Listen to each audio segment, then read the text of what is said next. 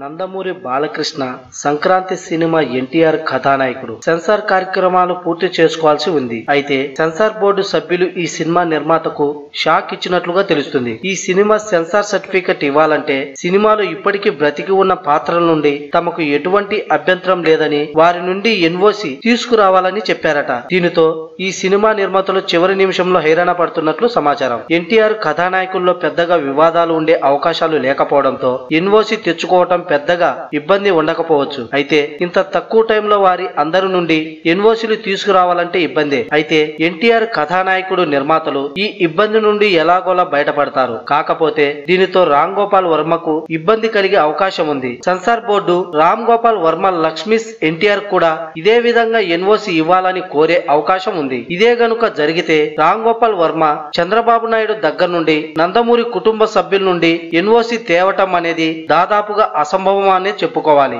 లక్ష్మీస్ ఎన్టీఆర్ వెన్నుపోటు పాట చూస్తే ఎందుకు అనేది అర్థమవుతుంది. దీనితో అసలు రామ్ గోపాల్ వర్మ సినిమా అసలు రిలీజ్ అవుతుందో లేదో చూడాలి. అదే సమయంలో ఎన్టీఆర్ రెండవ భాగమైన ఎన్టీఆర్ మహానాయకుడు కూడా ఇటువంటి ఇబ్బందులే ఎదుర్కోవచ్చని అంటున్నారు.